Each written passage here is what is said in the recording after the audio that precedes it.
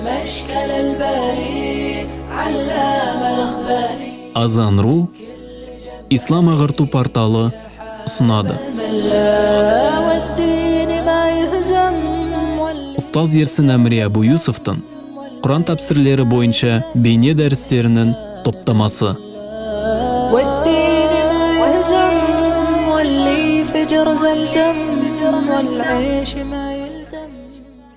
أعوذ بالله من الشيطان الرجيم بسم الله الرحمن الرحيم الحمد لله رب العالمين والصلاة والسلام على نبينا محمد وعلى آله وأصحابه أجمعين رب اشرح لي صدري ويسر لي أمري واحلل عقدة من لساني يفقه قولي اللهم علمنا ما ينفعنا وانفعنا بما علمتنا وزدنا علما وعملا وتقا وإخلاصا يا رب العالمين أما بعد السلام عليكم ورحمة الله وبركاته. Иншаллах, Алла Субхану ва Тағаланың қалауымен Бақара сүресінің тәпсірін үйренуді ары қарай жалғастырамыз. Біз сіздермен өткен дәрісте Бақара сүресінің 228 аятын үйреніп, 229 аятқа келіп тоқтаған болатынбыз. 228 аятта Аллаху Субханаху ва Тағала أعوذ بالله من الشيطان الرجيم والمطلقات يتربصن بأنفسهن ثلاثة قروء ولا يحل لهن أن يكتمن ما خلق الله في أرحامهن إن كن يؤمن بالله واليوم الآخر وبعولتهن أحق بردهن في ذلك إن أرادوا إصلاحا ولهن مثل الذي عليهن بالمعروف وللرجال عليهن درجة والله عزيز حكيم деген еді. Мағынасы, ал талақ етілген әйелдер өздерін қайта тұрмысқа шығу үшін 3 етеккір мерзімін күтеді. Яғни талақ берілгеннен кейін некенің күші жойылу үшін әйел айда күтеді. Айдасы 3 етеккір болуы керек. Күйеуі әйелін қосылмай тұрып таза кезінде талақ етуі керек. Ол талағын алғаннан кейін ары қарай 3 етеккір күтеді. Егер етеккірі келіп тұрған және күйеуімен төсекте қатынаста болған әйел болатын болса. Егер төсекте қатынаста болмаған болса, онда ешқандай айда жоқ. Егер жүкті болатын болса, жүкті кезінде талақ айтылған болса, онда оның айдасы баласын босанған кезде бітеді. Өйткені жүкті әйелде етеккір болмайды. Ал егер жүкті болмаса, етеккірі келмейтін, әлі жас болса, етеккір келмеген, мысалы жасы үлкен, бірақ әлі етеккір келмеген әйел болатын болса, ондай жағдай болады. Немесе етеккір жасынан өтіп кеткен болатын болса, онда Құранда Алла Субхану ва Тағала олар 3 ай айда күтеді дейді. 3 ай айда күтеді. Алла Субхану ва Тағала бұл жерде соны айтып жатыр. Талақ етілген әйелдер 3 етеккір мерзімін күтеді дейді. Және одан кейін Алла Субхану ва Тағала وَلَا يَحِلُّ لَهُنَّ يَكْتُمْنَ مَا خَلَقَ اللَّهُ فِي أَرْحَامِهِنَّ إِن كُنَّ يُؤْمِنَّ بِاللَّهِ وَالْيَوْمِ الْآخِرِ. Оларға, егер Аллаға және ахирет күніне иман келтірген болса, жатырларындағы Алланың жаратқанын жасыруларына болмайды деді. Яғни, жүкті болып қалған болса, күйеуі қосылып қойғаннан кейін барып ашуланып талағын айтып жіберетін болса, әйелі көтеріп қалған болатын болса, онда ішіндегісін жасырып, болды, мен 3 етеккір күттім, айдан бітті деп ішіндегін жасыруына болмайды. Яғни жүкті болып қалған болса, оны жасыруға болмайды. Немесе бітпеген етеккірім бітті деп сол нәрселерді жасыруға болмайды. Және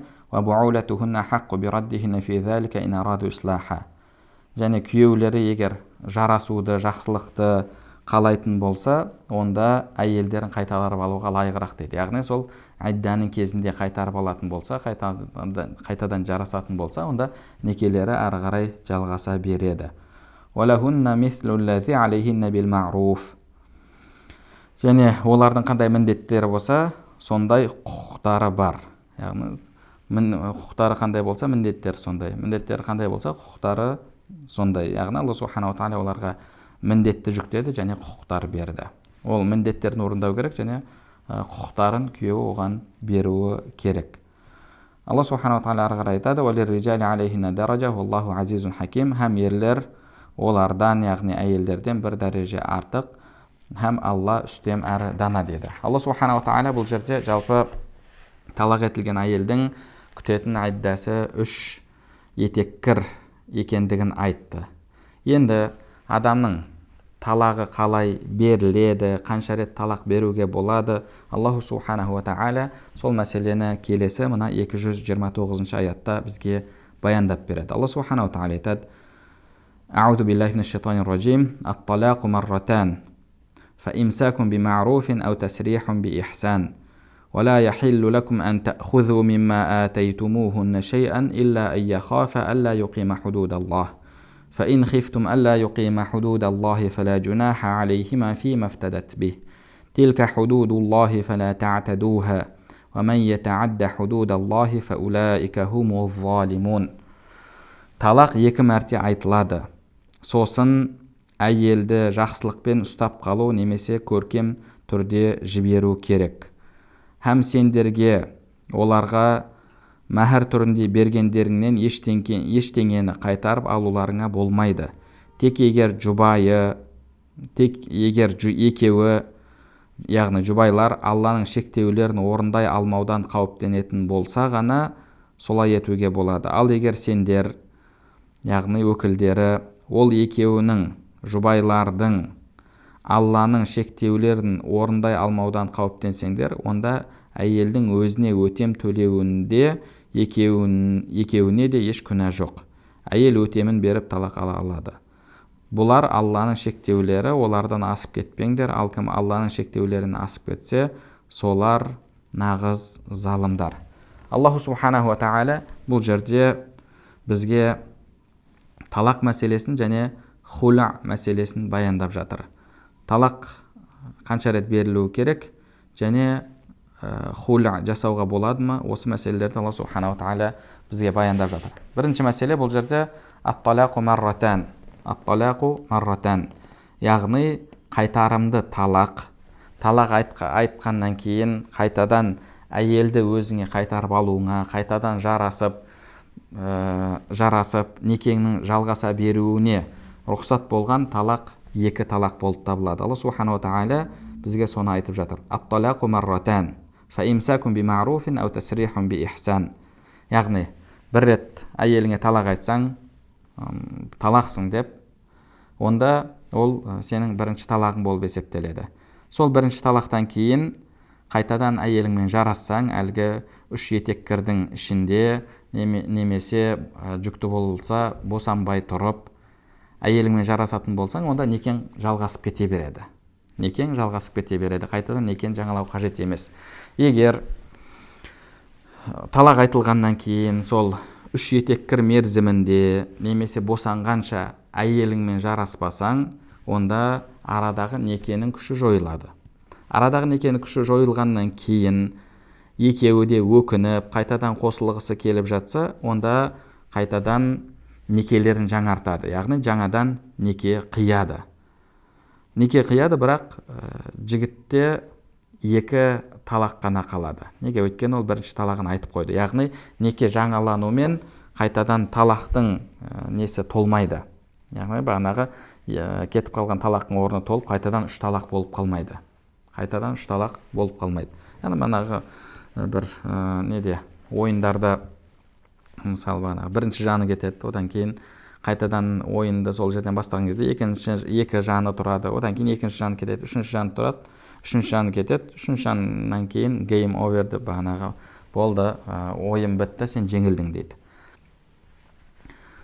Сол секілді жалпы адамға Алла субханаху ва тағала осындай екі талақты берді.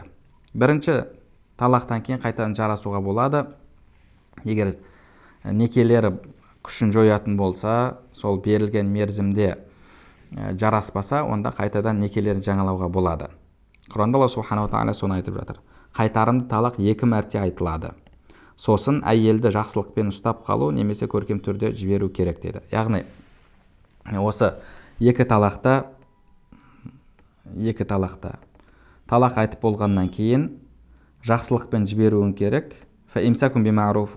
Жақсылықпен ұстап қалу керек. Яғни қайтадан ары қарай жақсы өмір сүреміз, арамыз жарасады, мен оған ешқандай зиян жасамаймын.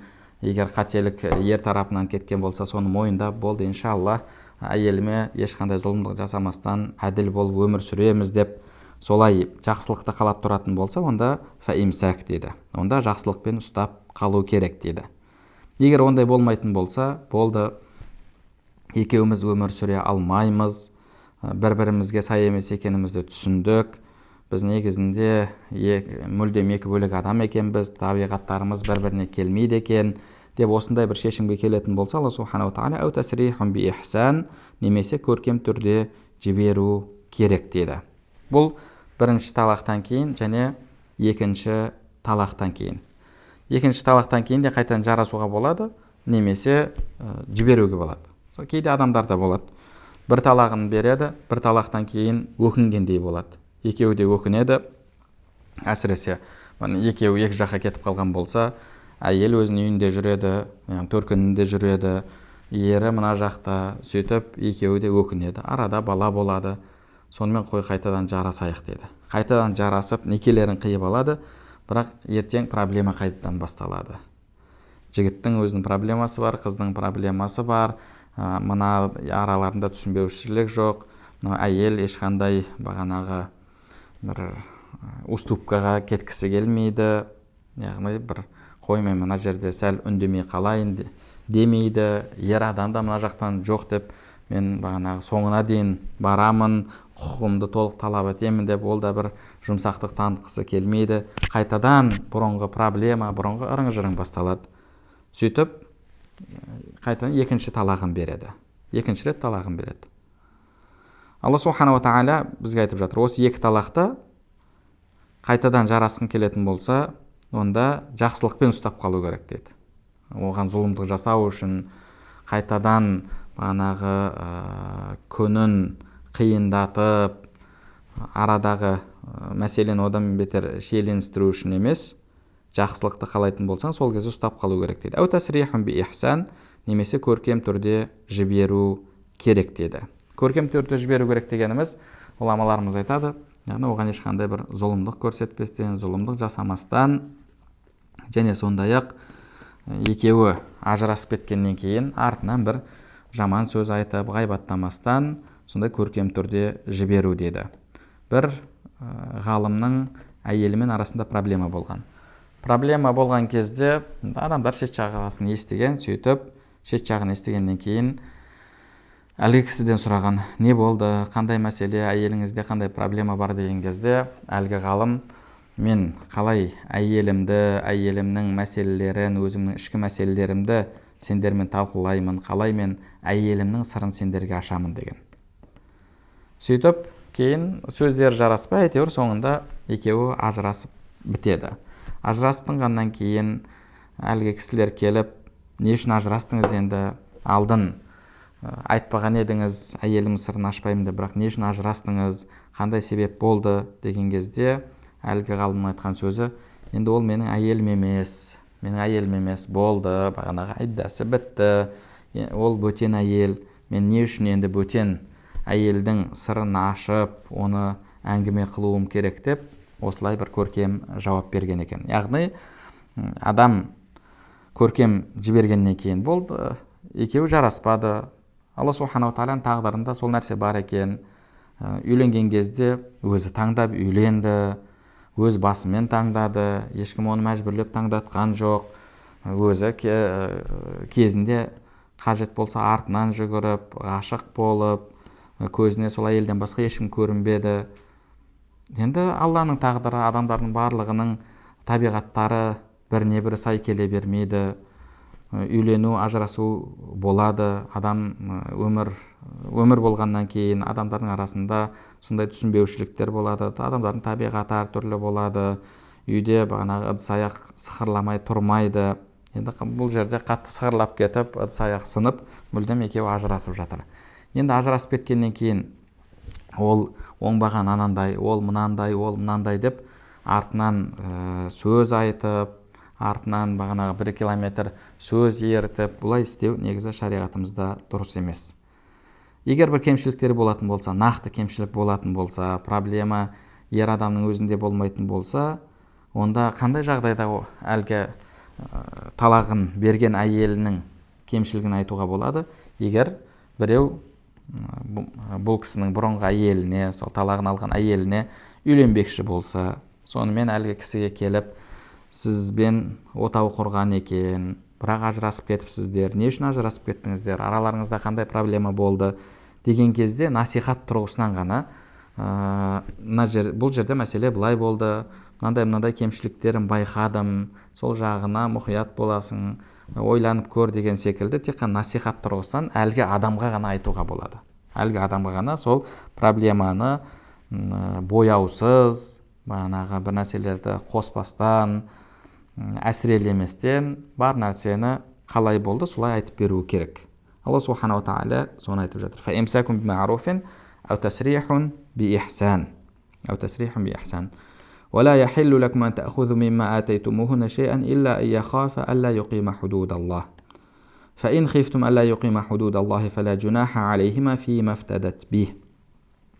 Һәм сендерге оларға мәһір түрінде бергендеріңнен ештеңені қайтарып алуларыңа болмайды деді. Яғни әйеліңе зиян келтіресің, әйеліңе зиян жасайсың, әйеліңнің өмірі жаһаннамға айналады, тозаққа айналады, сонымен қиналып ажырасайықшы деп жатса, не үшін ажырасуым керек, онда маған мынанша ақша бер деген секілді, бағанағы болмаса мәһірімді қайтар, сол кезде талағыңды беремін деп әйелге зұлымдық жасап, одан кейін талақ мәселесін бизнес көзіне айналдыруға болмайды. Мәһір бұл бизнес емес, бұл бизнес көзі емес. Сол үшін де Алла субханаху тағала айтып жатыр, сендерге оларға мәһір есебінде бергендеріңнен ештеңені қайтарып алуларыңа болмайды деді. Қайтарып алуларыңа болмайды. Тек егер екеуі Алланың шектеулерін орындай алмаудан қауіптенетін болса ғана солай етуге болады деді. Яғни жалпы шариғатқа сай өмір сүре алмай жатыр, араларында зұлымдық болып жатыр, және бұл жерде проблема әйел тұрғысынан болып жатыр. Әйел тұрғысынан болып, әйел өзі талақ сұрап жатса, Алла субханаху тағала ол кезде فَلَا جُنَاحَ عَلَيْهِمَا فِيمَا افْتَدَتْ بِهِ. Әйелдің өзіне өтем төлеуінде екеуіне де еш күнә жоқ дейді. Яғни ер мен әйелге бұл мәселеде күнә жоқ дейді. Енді бұл жалпы хуля мәселесі. Бұл енді хуля мәселесі. Алдыңғысы талақ мәселесі еді, бұл хуля мәселесі. Яғни бірінші біз талақтың екеу негізгі қайтаруға болатын, сол талақтан кейін рұқсат етілген қайтарымды талақтың екеу екендігін білдік. Алдын жахилия дәуірінде талақтың шегі жоқ еді. Талақтың шегі жоқ.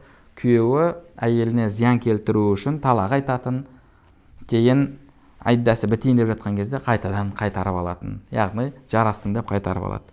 Кейін қайтадан талақ береді. Айдасы бітуге жақын қалған кезде қайтадан қайтарып алады. Сөйтіп, егер әйеліне зиян келтіргісі келсе, әйелін осындай халде қалдырып қоятын. Ол толық әйел емес, және бағанағы талағын алған басы бос әйелде емес. Бұл жайында имам Ибн Жарир ат-Табари рахмахуллах риуаят келтіреді. Пайғамбарымыз саллаллаху алейхи ва саллям кезінде ер адам كان الرجل يطلق ما شاء ثم إن راجع امرأته قبل أن تنقضي عدتها كانت امرأته. Алдын ер адамдар қалағанша талақ бере беретін дейді. Және айдасы бітпей тұрып қайтадан қайтарып алса, жарасса, әйелі болып қалатын. فغضب رجل من الأنصار على امرأته فقال لها لا أقربك ولا تحلين مني. Бір күні бір ансарлық өзінің әйеліне қатты ашуланған кезінде, бұдан кейін ешқашан саған жақындамаймын, сенімен жақындаспаймын, және менен халал болмайсың деді. Менен халал болмайсың деген, яғни басың бос, әйел болмайсың деді. Сонда ол қалай деген кезде айтады: "Уталлиқуки хатта иза дана ажалуки раджатук." Саған талақ беремін, кейін айда бітуге жақын қалған кезде қайтадан мұражаа жасаймын, яғни қайтадан жарасамын. "Сумма уталлиқуки фа иза дана ажалуки раджатук." Кейін қайтадан талақ беремін, айдаң жақындаған кезде, бітуге жақын қалған кезде қайтадан мұражаа жасаймын деді. Қайтадан тура солай жасаймын деді. فشكى ذلك إلى النبي صلى الله عليه وسلم فأنزل الله تعالى ذكره الطلاق مرتان فإمساك بمعروف. сөйтіп әлгі әйел пайғамбарымыз саллаллаху алейхи вассаламға барып шағымданады. Күйеуім осылай істемекші дейді. Алла субханала тағала талақ 2 рет болады, яғни қайтарым талақ 2 мәрте, кейін жақсылықпен, яғни сол екеуінде жақсылықпен ұстап қаласың, немесе көркем түрде жібересің деді. Яғни талақ ойыншық емес, 2 рет айттың, үшіншісінде болды, қайтадан саған әйеліңді қайтарып алуға мүмкіндік берілмейді. Бұл талақ мәселесі. Енді келесі мәселе бұл хуля мәселесі. Хуля бұл әйелдің өз талағын сатып алуы. Әйелдің өз талағын сатып алуы. Яғни бағанағы мәһірді қайтарып, егер мәһірі болмашы болса, онда өзінің разылығымен бір нәрсе беріп, сөйтіп күйеуінен талақ алады. Негізінде ғұламаларымыз айтады, ер адамға әлгі ақшаны алу, егер проблема әйел тарапынан болса, сол кезде рұқсат деді. Бұны қазіргі тілмен айтатын болсақ, әлгі моральный ущерб деген нәрсе бар ғой. Яғни саған бір моральдық тұрғыдан зиян келді, сен үйлендің, бағанағы дүркіретіп той істедің, адамдардың арасында үйленгенің белгілі болды. Енді бір күні ажырасып жатсың. Адамдардың арасында бұл хабар қайтадан тарайды. Жалпы ажырасқан еркек деген де қоғамда бір жақсы ат емес. Кейде адамдар қызын беріп жатқан кезде ойланады, ажырасқан екен, береміз бе, бермейміз бе, немесе проблема осы күйеуінде болған бекен, осы жігіттің өзінде болған бекен деп ойланып жатады. Яғни адамға сондай бір моральдық тұрғыдан, рухани тұрғыдан бір зиян келеді. Енді әйелі мына жерде проблема шығарып жатыр. Сөйтіп проблема шығарып, одан кейін ары қарай ажырасқысы келіп жатыр. Онда не істейді? Ондай кезде әйелі өзінің талағын сатып алуына болады. Құранда Аллаху субханаху ва тағала соны айтып жатыр. Фаин хифтум алла юқима худудаллахи фала жунаха алейхима фима фтадат би. Егер сол шариғатқа сай көркем өмір сүре алмаймыз деп қорқатын болса, онда әйелдің өтемін беріп талағын алуына болады дейді. Өтемін беріп талағын алуына болады. Бұны шариғатымызда хулу дейді. Мәһрін беріп, немесе басқа бір ақша беріп. Егер мәһрі болмашы нәрсе болатын болса, өзінің талағын сатып алуына болады. Бұл жерде енді әйелі тұрғысы келмей жатса, күйеуінің айтқанын қылмай, сенімен ажырасқым келеді, сенімен өмір сүргім келмейді деп жатса, енді күйеуі қашанға ұстап тұра алады. Бірақ күйеуі ажырасайын деп үйленген жоқ. Енді бұл жерде жалпы оған моральдық сол ақы төлену керек. Зиян алған үшін. Одан кейін ол ертең тағы да қайтадан үйлену керек, үйленуге тағы да қаражат керек. Бұл қаражатын барлығын осы әйеліне құйып қойған, үйленемін деп қаражатын барлығын жұмсаған. Енді ол мәһірді алып, әсіресе мәһірі көп болатын болса, үйіне кетіп қалмайды. Бұл жерде ол өзінің талағын сатып алады. Сатып алуына рұқсат. Бұны шариғатымызда хулуат дейді. Енді хуля бұл талақ па, талақ емес па деген мәселеде ғұламаларымыздың арасында тартыс бар. Кейбіреулер ол талақ емес деген. Ол талақ емес деген. Өйткені Алла субханала тағала мына жерде 2 талақты айтты, одан кейін хулуат айтты. Одан кейін келесі аятта 230-шы аятта 3-ші талақты айтады. 3-ші талақ айтылғаннан кейінгі үкім. Кейбір ғұламалар айтады. Егер мына хулуатты да талақ деп есептейтін болсақ, онда бұл жерде 4 талақ шығып тұр дейді. 2 алдыңғы талақ, Алла тағала 2 талақ деп жатыр, одан кейін хулуат айтып жатыр. Оны 3-ші талақ деп есептейтін болсақ, онда одан кейін талақ берсе деп жатыр. Бұл онда 4-ші талақ болады. Талақ негізі 3-ақ дейді. Ғұламаларымыз айтады, негізі басым көпшілік ғұламалар жоқ дейді. Бұл жерде жалпы 4 талақ айтылып жатқан жоқ дейді. Алла субханала тағала бағанағы талақ 2 рет қайтарым талақ 2 болатынын айтты. Және соның ішінде егер проблема әйел тарапынан болып, ажырасқысы келіп жатса, күйеуі қаламаса, ондай кезде моральдық төлеу үшін хуля жасауына, яғни берген ақшасын қайтарып алуына болады. Әйелі сол ақшаны қайтарып, өзінің талағын алуына болады деп Алла субханала тағала сондай жағдайды баяндап жатыр дейді. Бұл жерде 4 талақ деген мәселе емес дейді. және бұл жалпы талақ болып есептеледі негізінде дейді. Негізінде талақ болып есептеледі. Себебі пайғамбарымыз саллаллаху алейхи уассалам сахабаға солай айтқан еді. Бұны имам ибн Жарир тағы да басқа да ғұламалар риуаят етеді. Ибн Аббас радиаллаху анху айтады: "Инна ауала хулуин кана фил ислам", сол хула, ең бірінші хула ислам тарихындағы бұл Абдулла ибн Убайдың қарындасына болған хула деді. أنها أتت رسول الله صلى الله عليه وسلم فقالت: يا رسول الله لا يجمع رأسي ورأسه شيء أبدا. Ол пайғамбарымыз саллаллаху алейхи вассаламға келіп, "О Алланың елшісі, күйеуіммен басым бірікпейді" деді. Арамызда ортақ еш нәрсе жоқ. Мен оны көрген кезімде дейді, "Инни рафa'tu janib al-khaba fara'aytuhu aqbala fi 'idda fa idha huwa ashadduhum sawadan wa aqsaruhum qamatan wa aqbahuhum wajha." Күйеуім бірінші келген кезде бірнеше адаммен бірге келген еді деді. Қарасам, сол адамдардың ішіндегі ең қарасы, яғни түсі қап-қарасы, ең бойы қысқасы және ең жүзі сүйкімсіз сол болды деді. Яғни күйеуімді жақсы көрмеймін деді. Пайғамбарымыз саллаллаху алейхи вассаламға күйеу айтады: "Я Расулаллах, инни атайтуха афдала мали." О Алланың елшісі, мен оған ең жақсы дүниемді беріп едім, ең қымбат дүниемді беріп едім деді. Енді бұл екеуінің әңгімесі енді бір жерде болған болуы шарт емес. Күйеуін шақырып алып айтқан болуы мүмкін. Енді күйеуінің көзінше бұл күйеуім сондай ұсқынсыз, сүйкімсіз, бойы қысқа, түрі мынандай деп оның көзінше әлбетте айтпайды. Бұл адамның көңіліне тиеді. Алла субханала тағаланың жаратылысы, ешкім өзінің түрін, өзінің бойын сатып алған жоқ, таңдап алған жоқ. Пайғамбарымыз саллаллаху алейхи вассалам күйеуінен сұрады: "Әйелің шағымданып жатыр, сенімен тұрғысы келмейді, не дейсің?" деген кезде пайғамбарымызға күйеу айтты: "Я Расулаллах, инни атайтуха афдала мали." Мен дүниемнің ең жақсысын бердім ғой деді. "Хадиқа фалтарудда алейя хадиқати." Мен оған бақшамды берген, бауымды берген деді. Яғни құрма бауым болуы мүмкін. Сондай бауымды түгелдей беріп жібергенмін мәһірге деді. Сонда пайғамбарымыз саллаллаху алейхи айтты: "Ма тақулин?" Яғни маған сол бауымды қайтарсын деді. Пайғамбарымыз саллаллаху алейхи әйелге не дейсің деген кезде, "Қалат наам ва инша азитту." Иә, қайтып беремін, қаласа үстіне тағы да қосып берейін дейді. Қала фафаррақа байнахума. Сөйтіп пайғамбарымыз саллаллаху алейхи екеуін ажыратты. Енді осы хадиске қатысты, осы хадис тағы бір риуаятпен келеді. Ол риуаятта пайғамбарымыз саллаллаху алейхи айтады, әлгі күйеуіне айтады: "Иқбалил хадиқа ва таллиқха татлиқа." Немесе ва таллиқха талқа. Имам Бухари, Абу Дауд, Насаилерде келеді.